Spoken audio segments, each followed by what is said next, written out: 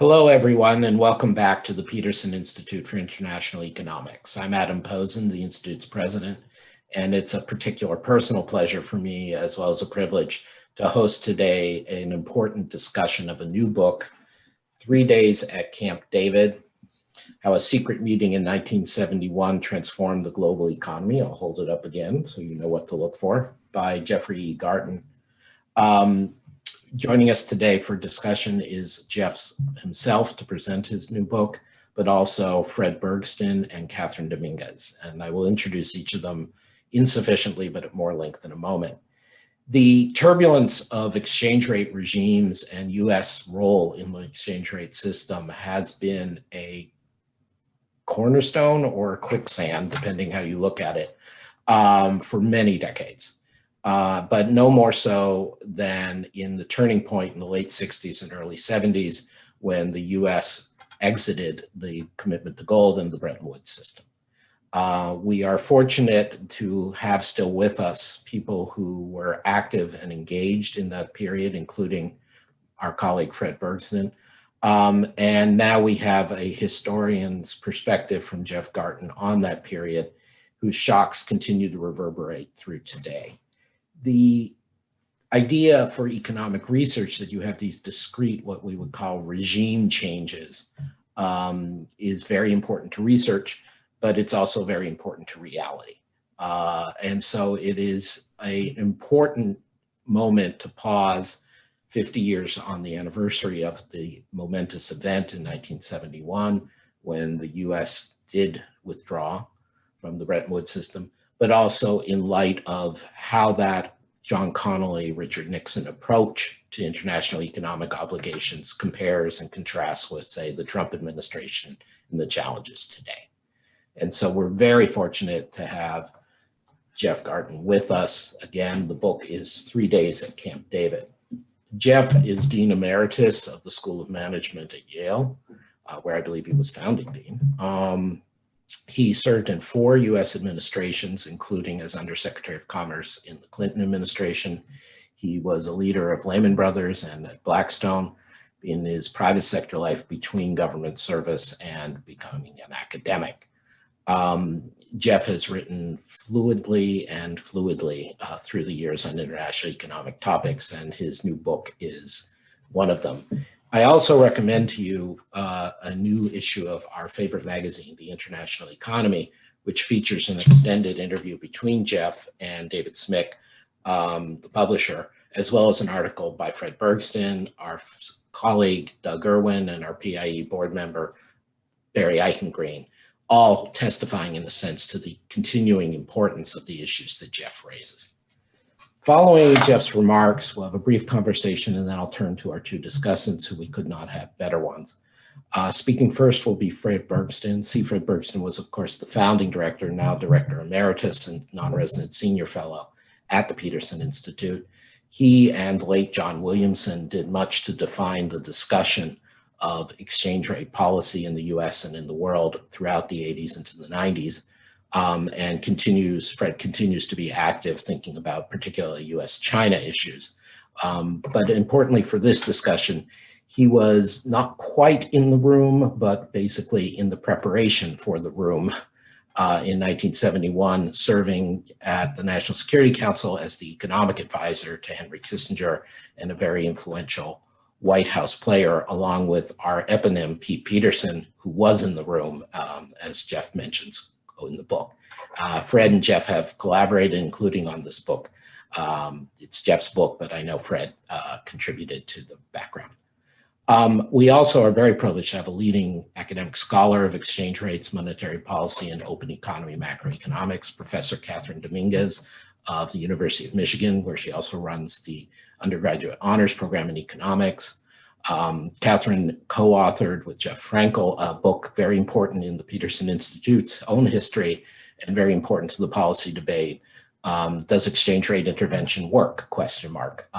Some long time ago now, but to its credit, it remains widely cited and was a turning point in discussions as people were still trying to find their way 15, 20 years after 1971 what was the right way to do policy. And kudos to Kathryn for the groundbreaking book, and to Fred for commissioning such a book when it wasn't entirely in line with his priors, a spirit we hope to continue.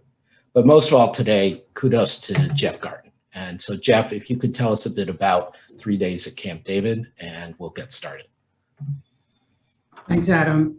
I really appreciate the Institute's hosting me. And I do want to reiterate something you said. I got a lot of help from Fred on this book. I interviewed many people, but I don't think anyone had the kind of recall, both of the details and the big picture that Fred had. And, you know, it really meant a lot to me. And I'd like to think the book is much better for the collaboration that we had. So I'll just give you a quick summary of what I tried to do. And I think the starting point really is the Bretton Woods Agreement in 1944, when the heart of the new international monetary system was the dollar gold standard. And basically, it was decided that $35 would buy 1 ounce of gold, and that would be a fixed point. All other currencies would be fixed to the dollar.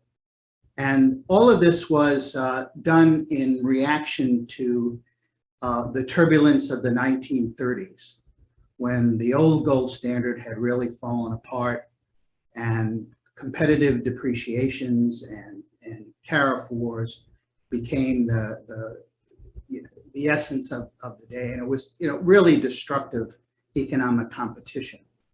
So it was thought at Bretton Woods that this new dollar gold standard would be an improvement, and also that it would provide predictability and stability for the new world, and would be the basis of an expansion of international commerce. And in effect, if you looked at the 50s and the 60s, this new monetary system, although it didn't operate exactly as it was envisioned, it was a fabulous success. It was the backdrop to miraculous recoveries in Western Europe and Japan. And it also had a lot to do with the prosperity in the US, which was a special kind of prosperity because it really was middle-class prosperity. We didn't have the extremes of income and wealth that we do today.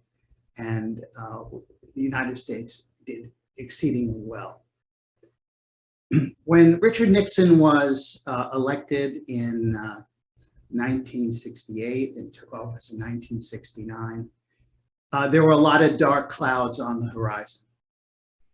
In August of 1971, which was really what I focus on, the administration decided that this dollar gold standard would no longer suffice, especially from the American perspective. And so in a secret meeting, they basically delinked the dollar from gold. And they surrounded that decision with a lot of other decisions relating to domestic economic policy, such as the imposition of a wage price freeze. And it became really a kind of a landmark moment because, Adam, as you said, it was the end of the heart of the Bretton Woods monetary system. And what I tried to do in this book is explain why this happened, how the decision was actually made, to the point where I tried to bring the reader right into the room. And a good part of my book deals with the people who were around Nixon, so that I could explain how this decision really reflected not only some different viewpoints, but also people who were really grasping with what was becoming a major change in America's role in the world. I started this book, I started out not knowing much about this decision, but with sort of one tenet, one belief in mind, and that was that, yes, it was about exchange rates, and it was about the dollar-gold relationship, and it was certainly about trade, But it was about something much bigger. And that was that the post-World War II economic order was over. And that the US was attempting, both in the political and in the economic sphere, to make some fundamental adjustments so that all the burdens that had been put on it after the Second World War could be readjusted, and that a lot of those responsibilities could be farmed out to our allies. Because in 1971, West Germany, what was then West Germany and Japan, had really recovered from the war. And it was a much, much different situation in terms of the distribution of power. And I tried to show that delinking from gold was part of the sort of Nixon-Kissinger effort to create a new kind of international order in which the allied countries had a more equitable sharing of the burdens. I also wanted to come to grips with a very big question, or actually I'd say two big questions. One is, how does an era end? What does it actually look like? And second, if you have a monetary system in which the currencies are not backed by any kind of hard asset, as had been customary for centuries, many centuries, millennium in fact, what is the nature of value? And when I raised those two questions, the end of an era and the nature of value, I said to myself, this came late in the process of my writing, that sounds a lot like today. That sounds a lot like the situation that we're in. So while I am not a professional historian, but I know enough not to make a tight analogy between any two periods, I think there's a lot about the meeting I talked about in the book and some of the challenges that we face today. So that's basically the essence of 3 days at Camp David. Thank you, Jeff.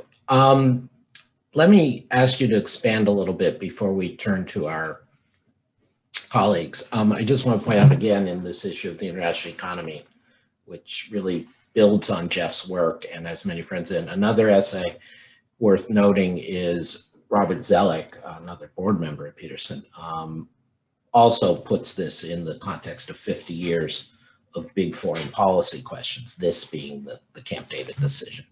And so it's great to have you start with that. So in a world where China is now seen as strong and rising in a way that the US, at least for the moment, is not by many people, and that Europe and Japan to a lesser degree are seen as much more self-sufficient even than they were 50 years ago. How much do you think we have the same kind of buildup in leadership fatigue or sense of burden sharing in the US now? How justified is it?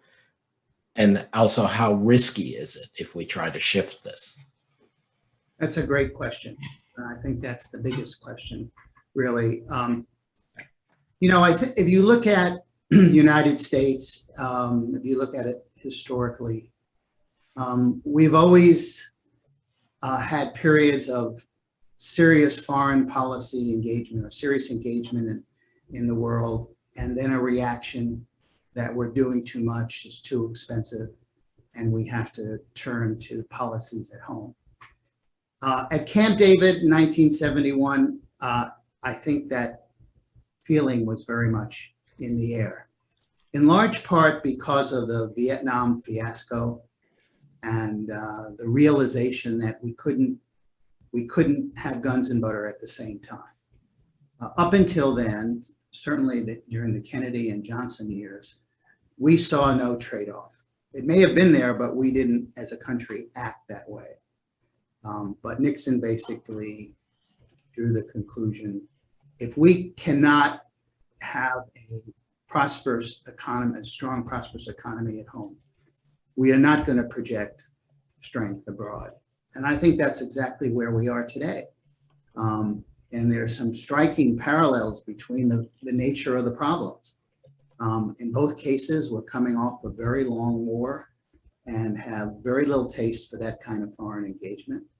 In both cases, we are experiencing the beginnings of inflation with big question marks as to how long and how strong that will be. In both cases, we're having trade deficits. In both cases, we're trying to face the trade-off between inflation and unemployment.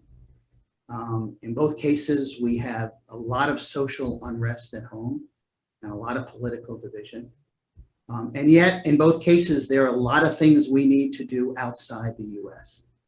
And I think Biden's, in a strange way, nobody would ever compare Nixon and Biden, but they face some, the two of them, if you look at the kind of issues, kind of challenges they face, they're not exactly the same, but they have a similar feel.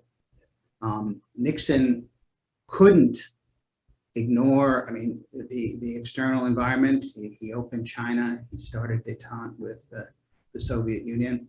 And while Biden's problems are different, he faces the need to deal with China. I know Fred knows Fred's forgotten more about that than I know. But also the big global challenges of public health and climate. So in a way, the Camp David meeting was about how do you link domestic and foreign issues? How do you make the trade-offs? How do you avoid veering too much in one direction at the expense of the other? And as I think, as I tried to show, there's just no perfect answer here. You're going to make a lot of mistakes. It's impossible to really make this balance in the way that everybody would like to see it. But Camp David is really it's a great case study that illuminates these really crucial trade-offs. And it's a great read, Jeff, because it's really exciting and it's history in action again, 3 days at Camp David. So let me ask you one more question on that before going to Fred and Kathryn. So, here we are 50 years later in an era of social media, an era of polarization, an era of very fast-moving financial markets. I mean, they were worried about fast-moving financial markets in the 71, but not like today. How much, even though the longer-term issues you raise are very much resonant with today, which is why I think your book is important. How much can you imagine something like this one Camp David meeting with such a wide variety of officials making a difference in a decision being replicated today? And I should mention, and a number of people point this out, it's clear in your book, for all and everything about Nixon, he had a genuine range of views in the room there. He had Connally on the hyper nationalist side, and he had Pete Peterson and Paul Volcker, who were very much internationalists. So just if you could say a word about how you could envision this kind of decision taking place now, or is that a meaningful comparison? It's a very tricky comparison, but I've thought about it a lot, and I think I'd put it this way. It would be very possible, it seems to me, to have some of the same elements, to use some of the same elements to derive a policy in the US. That is, I don't see why, despite all the changes, all the new complexities, an administration couldn't have a number of really skilled, experienced public servants with different views who got together and asked the question, what does the next 10 years look like as far as we mortals can see? And what does it mean for our policies? And what are some of the crucial decisions? I hope that's happening in the Biden administration over and above what we can see from the outside. I know they have their hands filled with stuff right now, and some of those are long-term policies such as climate. But the world's changing very fast, and I think the Nixon team, they thought a lot about that from different angles. But what's really different is we don't have the power to do this stuff unilaterally. I think Nixon was that was the last gasp of American unilateralism that would work. Not that we haven't tried it, but when Nixon on Sunday night, August 15th, 1971, announced to the world that the dollar would no longer be backed by gold, and that he was imposing a tariff on all imports that would stay until other countries gave us what we wanted in terms of new currency values. He was doing something, and he brought that with Kissinger's help, he brought that to a head. We couldn't do that today. That would just, I don't think we'd even try.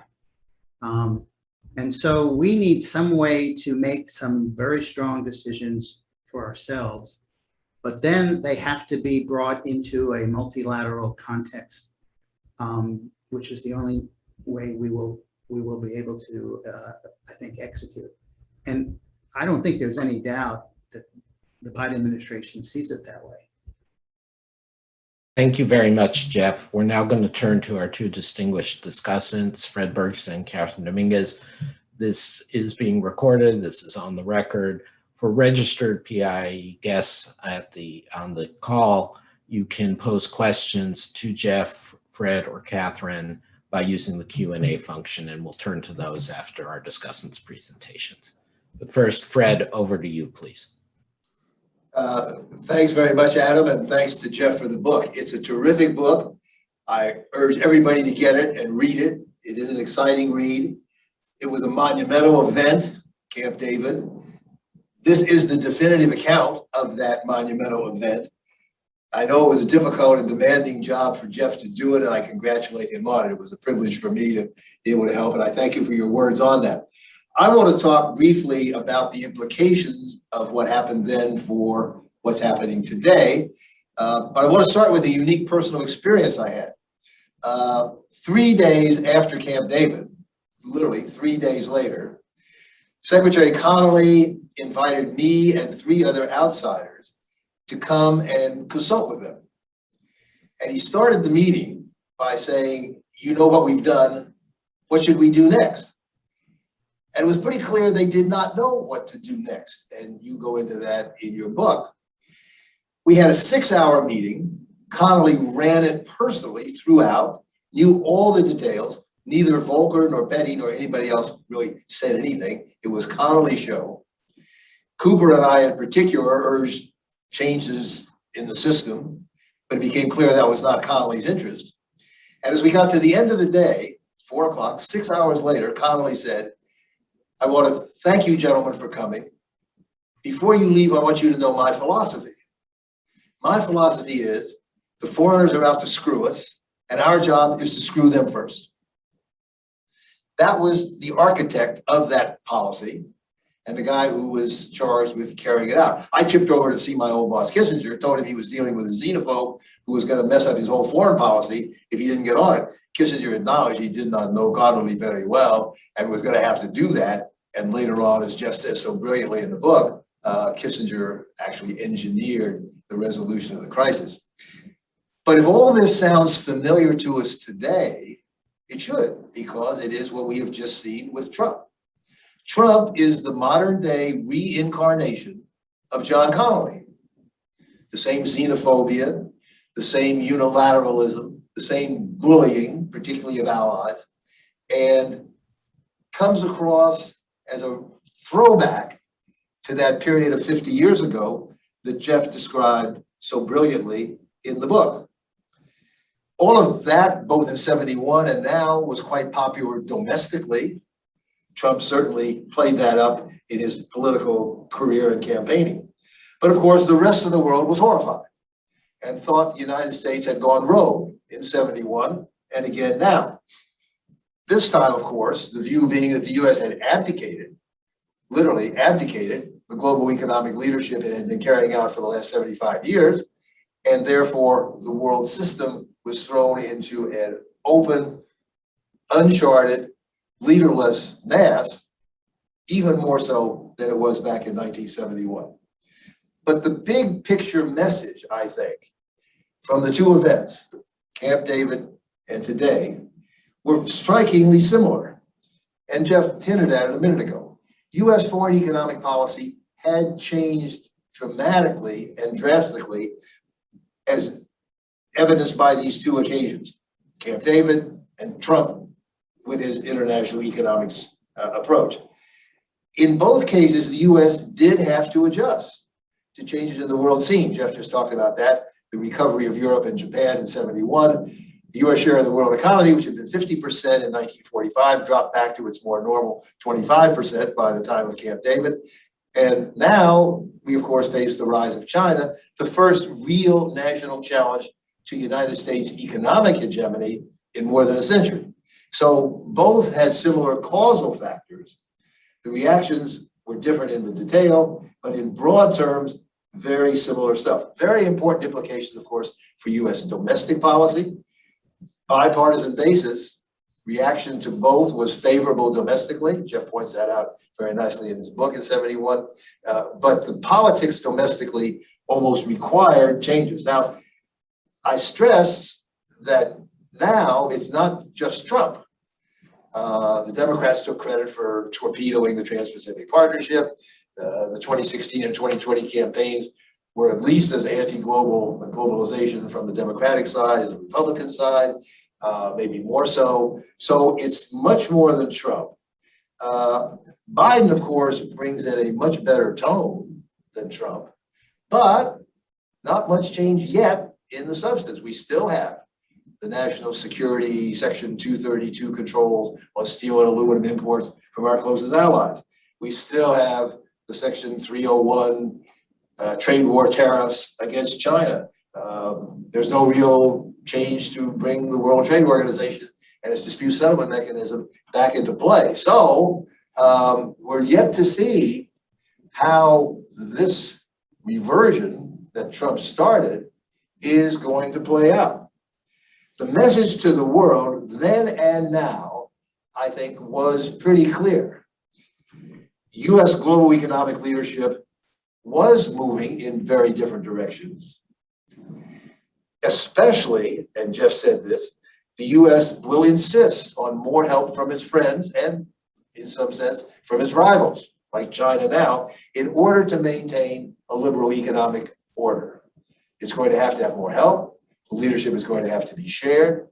I think it's going to have to be shared not only with the allies, but with the rising superpower China. And that, of course, is going to be a big fault line in the domestic debate. Trump put all this crudely, but the message, I think, is much broader. My main point in looking back at 71 is that the Nixon shocks, as destructive as they seemed to be when they were carried out, turned out to be very constructive in terms of their lasting effect on the global economy. They blew up Bretton Woods, as Adam was saying, and fixed exchange rates, but in less than 2 years, the world had moved to flexible exchange rates among the major countries, which ushered in the biggest international monetary reform in the entire post-war period, and left us with a much more effective balance of payments adjustment process. No more currency crises, as had died in the 60s and early 70s, until the Europeans went to the euro, and then some European countries got back in the fixed exchange rate box. But it was monetary reform, not negotiated, forced by the markets after the US blew up the status quo, but it led to a much better outcome and a much better monetary system.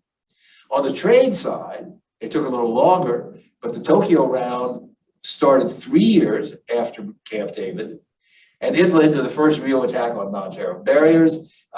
It led to government procurement agreement, subsidies code, and Europe and Japan, on both the monetary and trade sides, did play a much bigger role in the leadership of this global economic order than they ever had done before. They got the message and cooperated much more extensively. So the big question for today is whether this round of US rogue behavior can also be converted into something positive and constructive by President Biden and even maybe by his successors, because this may take some time to work out.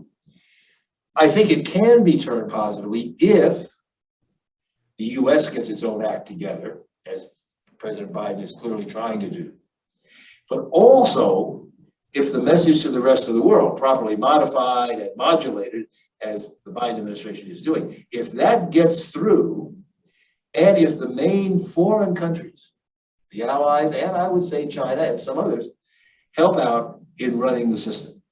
The Trump steps do give the US at least some degree of leverage to see that happen. I mean, as you said earlier, Nixon used the import surcharge to get the devaluation of the dollar that was needed at that time. Now, of course, Biden can easily eliminate Trump's stupid import controls on steel and aluminum against our allies. He can easily change the terms of what the US wants. No more obsession with bilateral trade balances with China, no more trashing the WTO, no need to force the Chinese to buy more soybeans. Change the objectives, use the carryover leverage from Trump to get our allies to link with the United States firmly underlined in getting China to come into the fold and lead constructively a global economic order. And most critically, get the Chinese to conform to at least a lot of the current rules, especially in the WTO on subsidies, but also in the IMF on currency. And critically, to write new rules where the current rules are not adequate or are not being enforced, or where the Chinese can legitimately say, we weren't in the room, we didn't have anything to do with this, so don't look at us. I think they will have to be brought in to the process, and the US can again use the leverage that Trump left behind, which was ineffectual itself, to get more constructive outcomes. We know now, and Trump demonstrated it, that unilateral US pressure does not work to get China to change its policies in any fundamental way. I think we also know that when China is faced by a multilateral coalition that insists on thoughtful and constructive changes, that it will often make changes in its policies. And so the priority has got to be to take this inheritance from Trump, turn it into a multilateral approach to constructive reforms, particularly of the trade system, but also to some extent on the monetary side, because currency manipulation could come back, and therefore try to mount a new era of international economic management and co-leadership.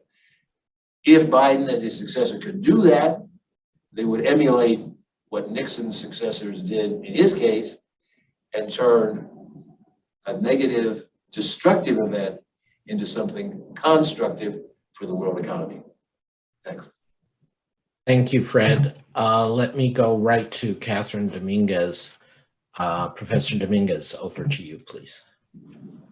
Sure. So I am actually going to show some slides. So bear with me for a second while I bring these up. Can everyone see the slides? Yes, we can. Thank you. Fabulous. Okay. So let me just start by saying this book is a page turner. It's filled with fascinating information about personalities, insecurities, and strategies of the men invited by Nixon to Camp David on that fateful weekend. There are all kinds of features of the weekend that could never happen today, including that only white men were invited, but also that the chair of the Federal Reserve would attend. We learn that the discussion was actually very wide-ranging, as Adam suggested, and yet the ultimate, I would describe it as a kick the can policy outcome, seemed preordained. And importantly, as already discussed by Fred, there was no long-term plan. So what was the Nixon shock? It basically had three parts. The first was the suspension of the dollar gold convertibility, the 90-day wage and price freeze, and then the import surcharge of 10%, which was really leverage for further negotiation. And the immediate reaction politically was extremely positive. Nixon was obviously reelected in 1972. I would say the economics was less consequential as feared, but also as hoped. And I'll try to make that case as we go forward. So first off, I just want to say, was it really a shock? Especially the gold convertibility issue. We had not enough gold to cover liabilities for many, many years, and that is brought out in the book. The London price of gold was far exceeding the $35 an ounce. So that seems less of a shock. Maybe it was shock. I actually was one of those watching Nixon on TV. I was shocked, but I was 10. I think that most of the world in the know understood that the dollar gold $35 an ounce parity had long been over. But I actually think at the meeting, what was really driving the decision was the macro context, which I think it's worth sort of going back and reminding ourselves of what was going on. And I'll be upfront that all the graphs I'm going to show you show the period during Camp David, but also the future period, which obviously the men discussing issues did not know that information, and we learn a lot from looking retrospectively at what happened afterwards. But the first thing to note from the macro context is that CBO's estimates of potential output were going down during this period. Unemployment the natural rate of unemployment was rising. That was a big concern of Nixon's. Now, in the current context, federal debt didn't look so bad, but at the time, because of the Vietnam War, federal debt was rising, as was inflation. Inflation shows up again here on this graph. It really was the beginning, and again, they didn't know what was to happen, but core inflation was going up, the 10-year Treasury yield was going up, and importantly, we were starting to see signs of the baby boom in the labor market. So this was a really an interesting time. Things were beginning to move. It was not exactly an inflection point, but it was certainly a turning point in a number of these key variables. Importantly, the share of labor compensation had already started to fall and would continue to fall. And globalization, which Fred just described. There was a rising import share, and it had really started to take off right around this time. And perhaps the most important kind of time series graph to look at is this one. So the US had run current account surpluses for 100 years. 1971 was the first year in which the US ran a trade deficit, and that was something that I think everyone at Camp David was quite concerned about. I think they might have been even more concerned had they realized that this was going to be a trend going forward. So it's worth noting, and it is discussed to some extent in the book, that there were efforts to try to shore up the Bretton Woods system prior to Camp David. So US Treasury had been intervening starting in the early 1960s.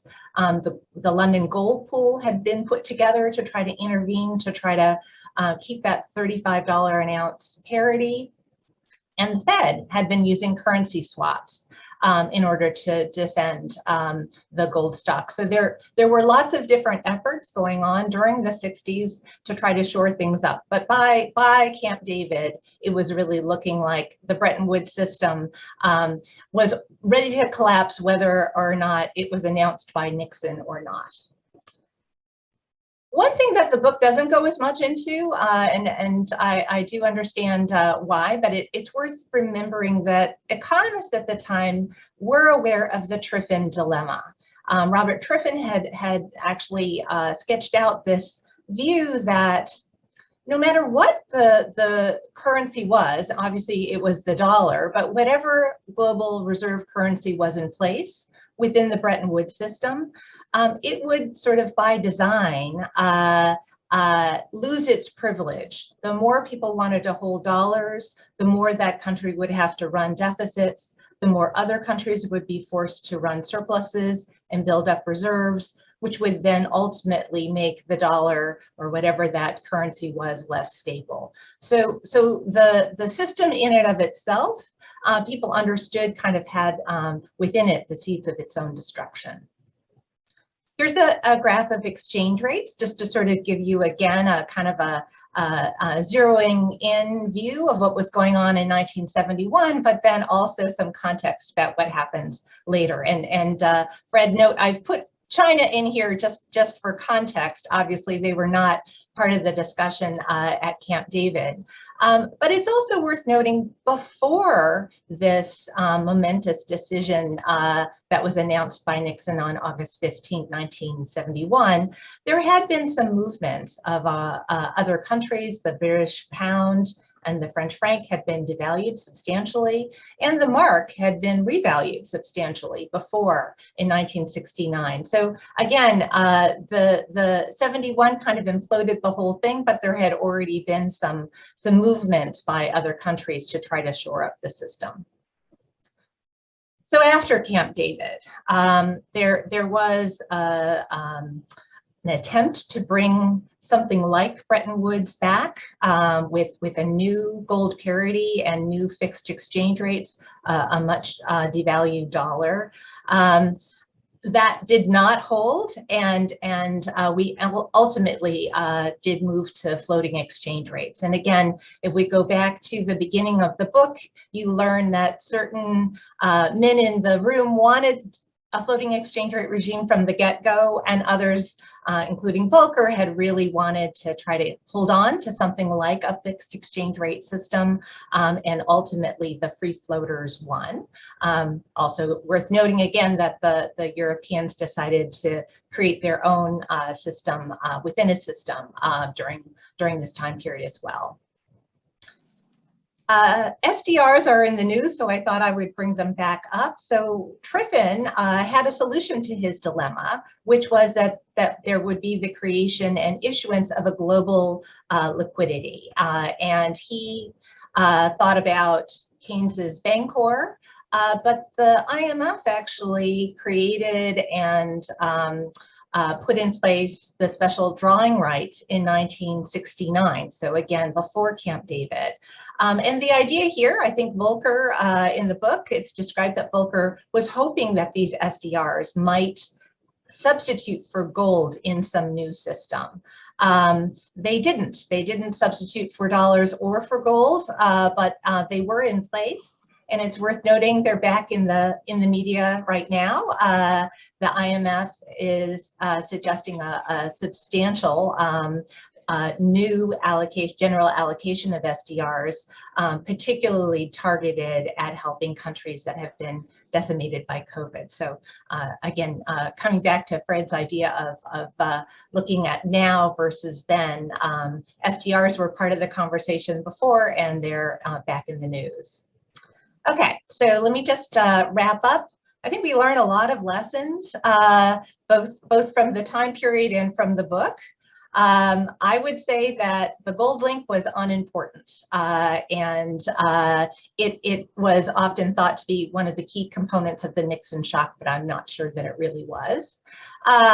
We do learn that wage and price controls are ineffective, that the role of international capital mobility was critical, and Adam started to talk about that, and I would reiterate that that was sort of a key piece of what was driving the conversation at Camp David, the worry about an actual crisis or run on the dollar. And perhaps one thing that we learned that I'm not sure that those at Camp David would have expected is that the dollar remains the global reserve asset. It has been much longer lasting than most expected. So what are the things that I feel are unresolved and I wish maybe had more of a place in the book? First off, was the shock really essential? There was a lot of discussion among those at Camp David that it would be important how this would be actually announced to the world and exactly how when the TV appearance by Nixon would occur on Monday or Sunday. And to this day, it's described as the Nixon shock. And again, was it really important that it was a shock? Or was that something that was sort of a sideshow? Second thing I was harder to tell from the book, and Jeff, I'd be interested in your views of was it possible that new exchange rate rules could have been formulated and could have averted the crisis? It seemed like there was a view that they would use the rules that were in place and try to keep them going and then let the whole thing collapse without a view that they could actually have come up with a new system. And part of the reason I asked that question comes back to an issue that is near and dear to Fred's heart as well, currency manipulation. We still have it going on. It was alleged back then and it is alleged today. And the question is whether or not any new kinds of rules that maybe could have even been put in place at Camp David, whether those would have helped the situation at the time and even the situation today. Thank you. Thank you so much, Kathryn. And I think these are challenges to the narrative, the importance of the narrative that I think have to be addressed in the lessons that we need to think about. Jeff, I'll come to you in a moment for a brief reaction to Fred and Kathryn's comments. But just to say, Otmar Issing, who of course has been in the room for a lot of things, and also has an article in the same issue of TIIE, excuse me, the International Economy, writes on the chat, as I explained in my contribution to TIIE, it is misleading to speak of a dollar gold standard. There was never a legal obligation to convert official dollar reserves into gold. It was just a practice, nor was US monetary policy constrained by such obligation. The system would have collapsed much earlier if Germany would have followed de Gaulle's attack on the dollar. And I read it out not just because it's from Otmar, but because I think it picks up on things that both Fred and Kathryn said, that it was the collaboration of allies that was making the system work or not work, and that there were fundamental systemic forces at work rather than this being a one-off decision. But anyway, Jeff, do you have anything you'd like to say in response to Fred and Kathryn's comments, please? Well, first of all, I think it's the comments, both comments are incredibly rich. And let me just say that Otmar also helped me with the book, that I went to Germany to interview him. And I only regret that I couldn't make the book longer because the view from Germany and the view from Japan and how they were involved would have made the story, I think, even much richer. That just didn't have the space. Let me just make two comments. One concerning what Fred said, which I totally agree with. I think what was remarkable about Nixon, the Nixon team, was they were making what for the time was a very radical adjustment. But unlike, and Connolly was a kind of mini Trump, but the team as a whole never for once contemplated anything but strengthening the liberal open global economy. In other words, they weren't questioning the value of a liberal open economy. They were just saying that there had to be an adjustment in order to save it, in order to keep it going. And as Fred said, they wanted to lead, and they created, it was not a smooth picture, but they succeeded in retaining American leadership in a reconfigured system, but the system became even stronger, and international cooperation actually was strengthened. And I think that was I tried to explain how and why that happened, but the real, when comparing the Nixon era to Trump, one of the things that is very, very different is that the bigger picture in Nixon's mind was much different than what I think in Trump's case. There was no picture. There was just destruction. And I just comment on what Kathryn said, because it was really, really very interesting. The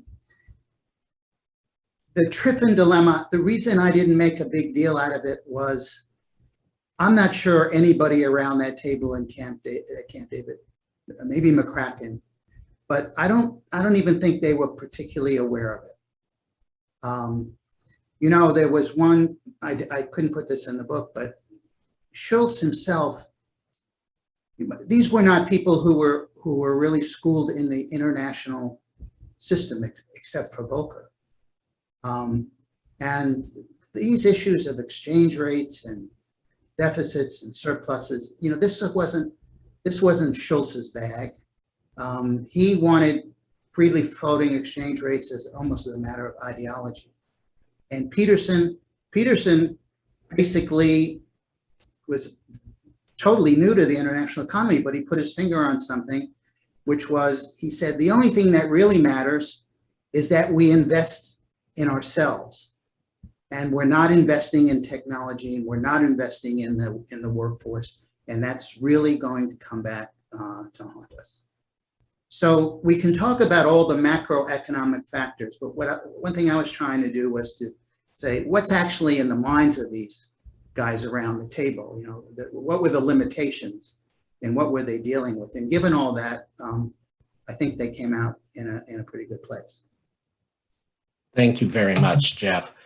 I will just note, I view this point that Pete presciently raised, and there is a lot of good stuff about Pete Peterson, our co-founder with Fred Bergsten, in the book. But just to pick up on that, I've been trying to argue that in my own work recently, including my latest foreign affairs article, the idea that we're scapegoating globalization.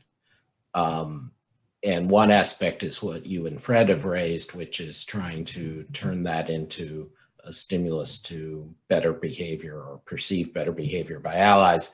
But the other way to go is to say we have to change our own internal behavior and internal policies. And that is something the US resolutely has been slow to do, although we see Biden trying. Let me turn to some questions from the audience. Doug Irwin, our colleague at Peterson, noted economic historian, professor at Dartmouth, and also contributor to TIIE talking about this book, picks up and says, Nixon had an A-list of economic advisors at Camp David. In retrospect, who looks good and who looks not so good in terms of the advice provided? Very much a historian's question. Jeff, any thoughts? Well, I think I think Peterson looks good.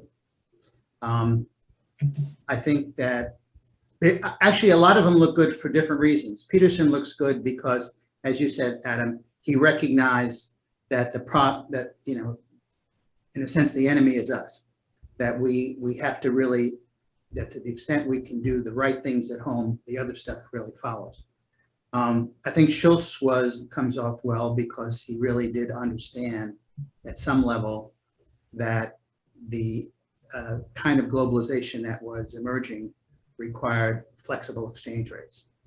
I think Volcker looks good because he understood that you really needed international cooperation and whatever the system, you couldn't afford to really alienate our key allies. I think Arthur Burns I don't think he comes out off so well because he was the real inspiration for the wage price freeze and the subsequent controls. because he, as a central banker, had concluded that fiscal and monetary policy could not deal with the kind of inflation we had. And I think he was wrong. But in any event, the wage price freeze and the controls that followed were an unmitigated disaster. Adam, could I just weigh in and say two quick things? I think Volcker comes out in a way as the hero of the story, because it was he who, as I suggested, converted what had been a rogue behavior by Connolly, his boss, into those constructive outcomes 2 and 3 years later. Volcker was the one who stuck with it and used the leverage in more or less constructive ways. I had a long talk with him about it in the last year of his life before he just died recently. And he recalled it was the market really that forced them to go to flexible rates, but he had shepherded things in that direction. I think he deserves credit. The other person who I could have strangely would give credit to is my old boss Kissinger, who, even though he was not at Camp David, Jeff shows this clearly in the book, played a really central role in resolving the immediate crisis and getting things back on track. Now, he did it for his own foreign policy reasons and catered to Nixon's priority on those. But at the time, Connolly felt that Kissinger was stabbing him in the back and was not very happy with the way that came out, although Connolly had to yield to Nixon's priority on the foreign policy overtures to both the Soviet Union and China. Thank you. Yeah, go ahead, Kathryn. I was just going to put in a vote for Volcker too, and also for those about to read the book. I think we know Volcker from the 80s, and he's very deferential in the book, or described that way, because he really didn't always agree with the way in which the administration was going forward. So I thought that was a very interesting kind of evolution of his character. Thank you. One more question from the audience. Joel Henderson says, go back to your point, Kathryn, about the current account deficit. The emergence of the trade deficit in '71 was indicative of the US dollar's unrivaled status as the reserve currency. And maybe this means the float was only to the advantage of the US. And I guess I just want to sort of do a quick round of you, then Fred, then Jeff, the last word. 50 years ago, in the discussions Jeff talks about, there was the sense that maybe the dollar was going to lose its role. And here we are 50 years later, 50 years of running trade deficits, 50 years of running fiscal deficits, and the dollar still remains the dominant world currency.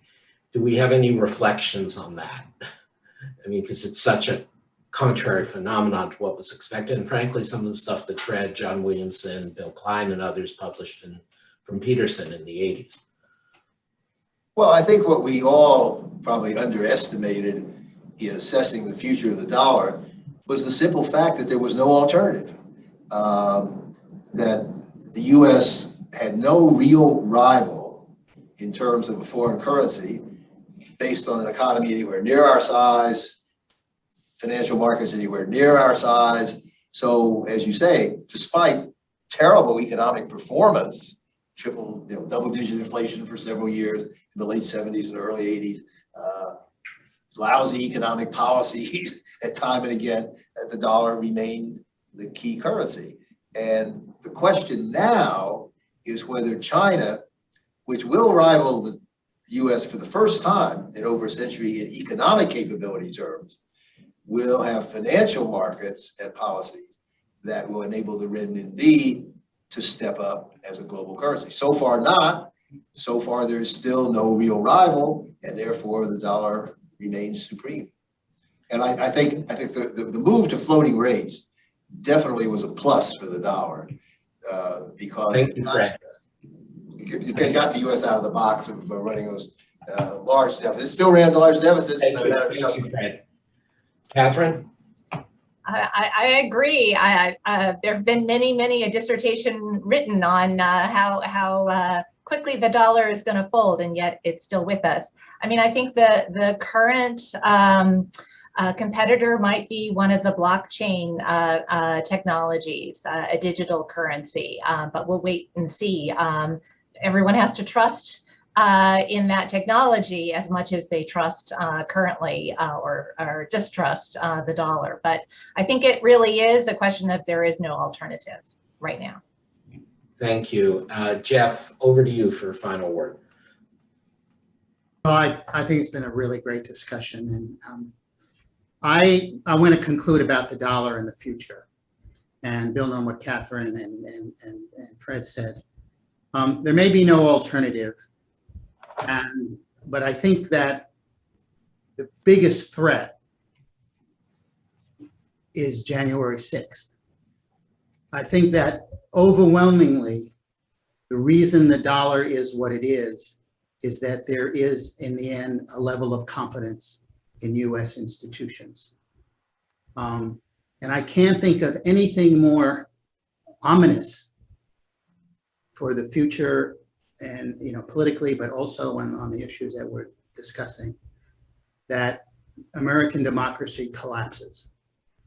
And, I am generally an optimist, but I think we are in a terrible situation. I think the rest of the world sees it maybe more clearly than we see it at home. But it's inconceivable to me that if we implode politically, which I think is there's a very good chance of that the dollar will remain what it is. And at that point, whatever strength China has will be magnified, and the digital currencies and the cryptocurrencies will loom much larger because, as Kathryn said, that's a different kind of trust.